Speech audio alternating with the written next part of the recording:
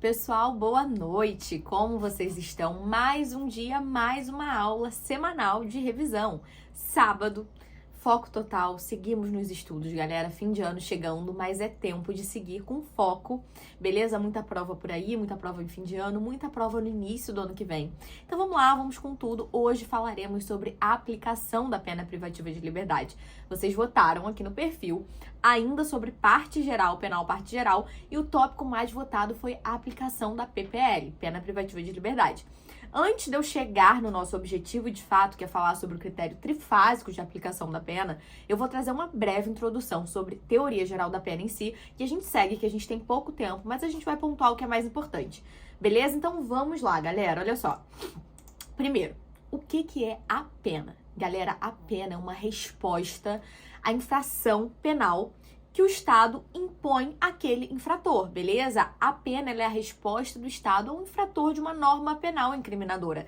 Seja um crime, seja uma contravenção penal, porque lembrando que o crime e a contravenção penal são espécies do gênero infração penal, beleza? Assim como a gente vai ver que a sanção penal, que é a consequência de uma infração penal, ela também é um gênero, do qual a gente tem duas espécies, a pena e a medida de segurança, beleza? Então, a pena, ela é uma espécie, ela não é um gênero, ela é uma espécie do gênero sanção penal. E a medida de segurança é a outra espécie do gênero sanção penal, beleza? A pena, galera, a regra é o seguinte: a pena é aplicada aos imputáveis, ou seja, as pessoas que podem responder penalmente, beleza? E a medida de segurança é aplicada aos inimputáveis, quem não pode responder penalmente, em regra por conta de questões doenças mentais, deficiências mentais, retardos mentais e etc, beleza? Então vamos lá, vamos seguir aqui. Galera, é o seguinte: no nosso ordenamento jurídico, dentro da espécie pena, né, selecionamos lá, não estamos falando sobre medida de segurança aqui, dentro da pena, que é uma espécie de sanção penal, uma resposta ao infrator da norma, beleza? A gente tem 3 espécies de pena previstas no nosso ordenamento jurídico. Quais são essas espécies? O nosso Código Penal dispõe de forma expressa sobre essas 3.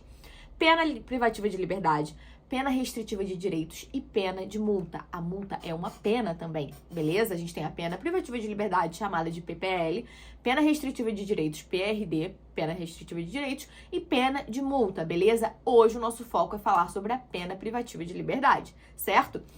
Galera, temos alguns fundamentos da pena, temos finalidades da pena, isso tudo requer um estudo mais longo. Hoje é uma aulinha pontual de revisão, então eu vou passar de forma mais breve. Lembrando, tudo isso, correntes, fundamentos, teorias, tá tudo no nosso material escrito de uma forma extremamente completa. Eu não posso trazer tudo aqui pra vocês, mas felizmente eu estou disponibilizando pra vocês no nosso material escrito, certo? Que tá no grupo, no nosso grupo de materiais gratuitos, que tem vários materiais, que tá lá no link da bio, ou vocês me pedem aqui, enfim, eu sempre posto também pra vocês terem acesso, certo? Então acessem, porque tem muito detalhe. Vamos lá. Galera, a finalidade da pena que mais aparece é a prevenção. E essa prevenção se divide em geral e especial. Geral, galera, visa a sociedade, a prevenção da pena de forma geral. Quando a gente olha sobre um aspecto geral, ela visa a sociedade e ela ocorre, a finalidade dessa prevenção aqui geral é antes do cometimento da infração penal, beleza? E a gente tem uma distinção entre prevenção geral positiva, que é demonstrar, cuja finalidade é demonstrar a vigência daquela norma penal, certo? Mostrar a vigência daquela lei. É uma espécie de um efeito pedagógico, demonstração que as pessoas devem agir de acordo com aquela norma, beleza? E a gente tem a prevenção geral negativa, que aparece como uma intimidação. A finalidade é impedir que algum membro um membro da sociedade haja de forma proibida, beleza? Essas são as duas espécies de prevenção geral dentro da finalidade prevenção da pena. Agora, na prevenção especial, ela já vem pós-infração, após a prática do crime ou da contravenção penal. E essa prevenção especial, ela visa o delinquente em si, o infrator da pena em si.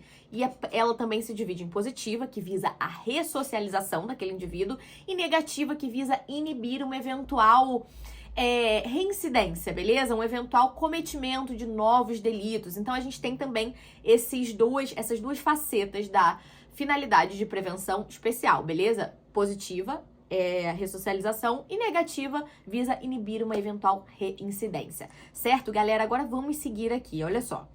falando sobre a pena privativa de liberdade em si. Vamos lá. A gente tem algumas penas que são proibidas no Brasil, beleza? E agora pra gente aplicar a pena privativa de liberdade. Primeiro, temos 3 espécies de pena privativa de liberdade. A gente tem reclusão, detenção e prisão simples. Reclusão e detenção são aplicáveis aos crimes e prisão simples é aplicável às contravenções penais, beleza? Agora eu vou trazer algumas das principais diferenças entre reclusão e detenção para vocês entenderem.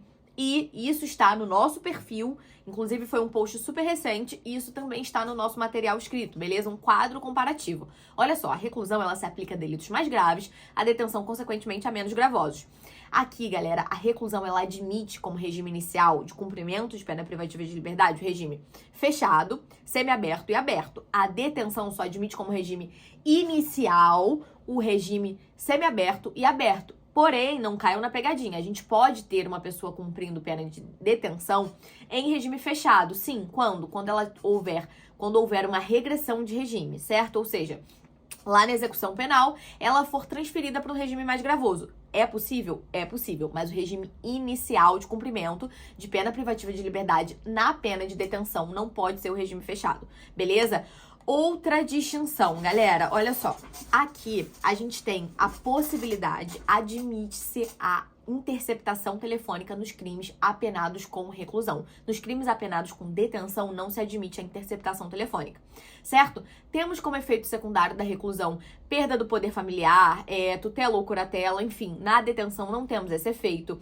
Galera, o crime praticado por inimputável, ou seja, doente mental, aqui, quando apenado com reclusão, a medida de segurança que vem em paralelo é uma medida de segurança de detentiva, que é uma medida de segurança de internação, certo? Agora, quando o delito cometido por um inimputável, doente mental, é apenado com detenção, a medida de segurança paralela é uma medida de segurança restritiva, ou seja, um tratamento ambulatorial, certo? Restringe menos a liberdade aqui desse inimputável, beleza? Temos algumas outras diferenças que também são super importantes, ok? Galera, vamos lá agora, vamos falar sobre o critério trifásico de aplicação da pena privativa de liberdade pra gente encerrar a nossa aulinha, porque eu quero abordar a maior quantidade de coisas possíveis com vocês, mas a gente precisa seguir aqui, beleza? Então vamos lá. Galera, então pra gente finalizar, bora falar sobre o critério trifásico de aplicação da pena privativa de liberdade. Vocês já devem ter ouvido falar como critério trifásico, o sistema Nelson-Hungria, certo? Porque ele foi o precursor, foi quem trouxe idealizou esse sistema trifásico de 3 fases de aplicação da pena privativa de liberdade, certo? Então, quando tivermos um fato típico, ilícito, culpável, o juiz ele vai aplicar a pena privativa de liberdade atendendo a esse critério de 3 fases. Então, vamos falar sobre essas 3 fases. Primeiro, gente, a gente tem o cálculo da pena base. O que é a pena base? Como a gente calcula a pena base? O juiz ele vai fixar a pena base atendendo às circunstâncias judiciais em cima da pena simples, ou seja, quando o delito não é qualificado, ou em cima da pena qualificada, quando temos um crime qualificado, beleza? Quando a gente estiver finalizando, eu vou fazer uma distinçãozinha entre qualificadoras, agravantes, majorantes, atenuantes, etc, para vocês entenderem. Porém, saibam, a qualificadora ela altera o intervalo de pena mínimo e máximo, beleza? Exemplo aqui, galera, olha só. No homicídio, o homicídio simples lá do caput, o artigo 121, prevê matar alguém em reclusão de 6 a 20 anos. Agora, o homicídio qualificado, do parágrafo 2º, já prevê uma reclusão de 12 a 30 anos. A gente tem uma alteração no intervalo mínimo e máximo de pena. Isso é uma qualificadora, certo? Então, na primeira fase, no cálculo da pena base, que é a primeira fase da aplicação da PPL aqui, a gente vai olhar, né? Primeiro a gente vai olhar, é um crime qualificado ou é um crime simples, certo? Ah, tá, é um crime qualificado. Então eu pego aquele intervalo de pena do crime qualificado e vou analisar as circunstâncias judiciais para calcular essa pena. Lembrando, nessa primeira fase de aplicação da PPL, no cálculo da pena base, o juiz ele não pode extrapolar os limites mínimos e máximos previstos no tipo penal. Ou seja, se o homicídio está prevendo aqui reclusão de 12 a 30 anos no homicídio qualificado, o juiz ele não pode, nessa primeira fase, ficar abaixo de 12 nem acima de 30, ok? Então vamos lá, quais são as circunstâncias judiciais que são analisadas na primeira fase? Artigo 59. O juiz atendendo à culpabilidade, aos antecedentes, à conduta social, à personalidade do agente, às circunstâncias, consequências do crime, bem como ao comportamento da vítima, estabelecerá conforme seja necessário e suficiente para reprovação, a prevenção do crime, beleza? Gente, olha só, então a gente tem essas circunstâncias: antecedente, culpabilidade, antecedente, conduta social, personalidade, motivos, circunstâncias, consequências, comportamento da vítima, beleza? Agora, olha só, o que é importante? O que são antecedentes? Porque aqui a gente não tá falando de reincidência, tá? Estamos falando de antecedentes. O que são maus antecedentes? Galera, o mau antecedente é a reincidência que não tem mais condão para figurar como reincidência. Como assim? Vamos lá. Olha só, após o trânsito em julgado da sentença, certo? A pessoa cumpre aquela pena e depois que a pessoa cumprir a sua pena, ao fim do cumprimento daquela pena, teremos um prazo de 5 anos para que aquela condenação conte como reincidência. Após os 5 anos, teremos uma prescrição, entre mil aspas, da reincidência. A reincidência para de ter força de reincidência. Então, finalizou o cumprimento de pena, finalizou a execução penal, cumpriu a sua pena. Depois de 5 anos do cumprimento da pena, a gente conta esse prazo para figurar como reincidência. Após esse prazo, essa condenação tem o condão de figurar como maus antecedentes, beleza? Não figura mais como reincidência, sim como maus antecedentes. Então, maus antecedentes são apenas essa reincidência que perdeu a força, beleza? Nesse sentido, depuramos, tivemos o prazo depurativo dessa reincidência após 5 anos do cumprimento, da finalização da pena, né? Do cumprimento daquela pena, a gente vai figurar aquela reincidência que antes foi uma reincidência, passa a ser maus antecedentes apenas. Esses são os maus antecedentes, beleza? Olha só, a gente tem, inclusive, uma súmula 444 da STJ, eu já postei aqui no perfil, que fala: é vedada a utilização de inquéritos policiais e ações penais em curso para agravar a pena base, ou seja, você não pode usar inquérito, etc., como mau antecedente, etc., porque não configuram, beleza? Maus antecedentes são apenas as reincidências que não configuram mais reincidência, ok? Então vamos lá, galera, olha só. Agora a gente passa para a segunda fase, observação. Eu já falei para vocês, né? Nessa primeira fase, o cálculo da pena base, não podemos ultrapassar o mínimo nem o máximo previstos em lei para aquela infração penal, beleza? Então, no homicídio qualificado, por exemplo, o mínimo é reclusão de 12 a 30 anos. Aqui, analisando as circunstâncias judiciais, o juiz ele não pode ficar abaixo de 12 nem acima de 30, ok? Agora a gente vai para a segunda fase, que é o cálculo da pena intermediária. Galera, aqui o juiz ele trabalha com aquela pena lá da primeira fase. Ele encontrou uma pena lá na primeira fase, no cálculo da pena base, beleza? Ele pega essa pena base e vem aqui para a segunda fase para calcular a pena intermediária.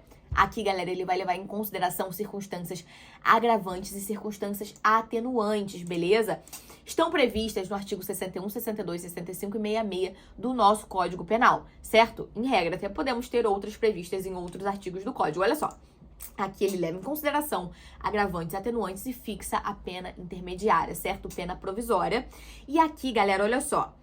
Ele deve ainda, o juiz ainda precisa aqui observar os limites mínimos e máximos previstos lá na lei, ou seja, no homicídio qualificado, 12 no mínimo, 30 no máximo. A gente ainda tá adstrito a esses limites previstos no tipo penal, beleza? Esse é o cálculo da pena intermediária. A gente pega a pena base e traz pra cá. Já vai calcular em cima, essas agravantes e atenuantes já vão incidir em cima da pena calculada na primeira fase, beleza? Não em cima da pena genérica lá do tipo penal, ok? A gente aqui ainda está adstrito aos mínimos e máximos previstos em lei, ok? Galera, exemplo, a reincidência é uma agravante, ok? Temos diversas agravantes previstas em lei que vocês depois peguem pra ler, beleza? Aqui não é o nosso foco falar sobre isso agora. Agora vamos lá, terceira fase, cálculo da pena definitiva. Galera, levamos em conta aqui majorante e minorante, causas de diminuição e causas de aumento de pena. Depois de anunciar a pena intermediária, o juiz vai fixar a pena definitiva, ou seja, ele trabalha com a pena intermediária para formar a definitiva. Aqui ele leva em consideração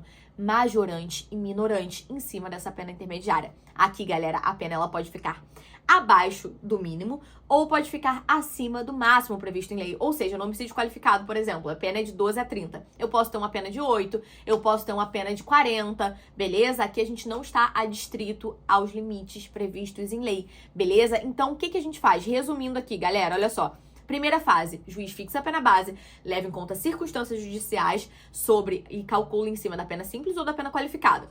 Está adstrito aos limites mínimos e máximos previstos em lei. Segunda fase, fixa a pena intermediária, usando a pena base, certo? Aqui considera agravantes e atenuantes, e aqui o juiz também está adstrito aos limites mínimos e máximos previstos em lei, ok? Terceira fase, galera, vamos calcular a pena definitiva. Em cima da pena calculada na segunda fase, em cima da pena intermediária, o juiz leva em consideração causas de aumento e causas de diminuição de pena, que são majorante e minorante, certo? Aqui a pena pode ficar aquém, ou seja, abaixo do mínimo, ou acima do máximo previstos em lei, beleza? Galera, o que é importante aqui? Olha só. Nas majorantes, para vocês identificarem, majorantes e minorantes são frações de pena, ou seja, a gente tem uma previsão expressa de aumento. Exemplo, aumenta a pena de 1/3, aumenta de 2/3, aumenta até 1/6. Enfim, galera, isso aqui são majorantes ou minorantes, ou então diminui a pena de 1/3 a 2/3. Galera, isso aqui são majorantes e minorantes. Tem o anúncio da fração ali, para vocês identificarem. Nas qualificadoras, diferente de tudo isso aqui, a gente tem um novo intervalo de pena previsto lá no tipo penal. Exemplo, homicídio qualificado, homicídio simples, 6 a 20 anos de reclusão. Homicídio qualificado, 12 a 30 anos de reclusão. Isso é uma qualificadora, ela muda aquele tipo penal, muda o intervalo de pena do tipo penal, beleza? E agora, agravantes e atenuantes são circunstâncias que não anunciam o quantum que deve ser alterado, beleza? Diferente das majorantes e minorantes que anunciam a fração de alteração ali. Então não confundam mais isso, beleza? Galera, após o cálculo dessa pena definitiva, o juiz ele precisa anunciar o regime inicial de cumprimento de pena, que pode ser fechado, semiaberto ou aberto, salvo se for uma pena de detenção, beleza? Reclusão podemos ter esses 3 regimes iniciais. Agora, se for uma pena de detenção, não podemos ter esses 3 regimes iniciais. Só podemos iniciar o regime de cumprimento no semiaberto ou no aberto. Lembrando que na detenção podemos sim ter eventualmente cumprimento no regime fechado, quando houver regressão de regime lá durante a execução penal, beleza? Mas de regime inicial, a detenção não admite o regime fechado, ok? As regras para fixação do regime de cumprimento de pena estão no artigo 33, parágrafo 1º do Código Penal. Não vamos abordar isso agora, beleza? Mas é bem simples, é só vocês lerem lá, ok? Galera, essas eram as considerações que eu queria fazer nessa aula. Eu sigo à disposição de vocês, foi uma aula corrida, uma aula de revisão, como a gente tem feito aqui no perfil, certo? Mas eu espero que tenha te ajudado a lembrar dos pontos mais essenciais aqui dessa matéria, beleza? Galera, nosso grupo tem um material escrito completíssimo dessa aula, então acessem para vocês terem, marquem o material, beleza? Qualquer dúvida eu estou à disposição de vocês. E a gente se vê na próxima aula, na próxima semana. Eu espero a votação de vocês e espero o resultado para a gente definir a nossa próxima aula, ok? Ótimo sábado, ótimo fim de semana e ótimos estudos!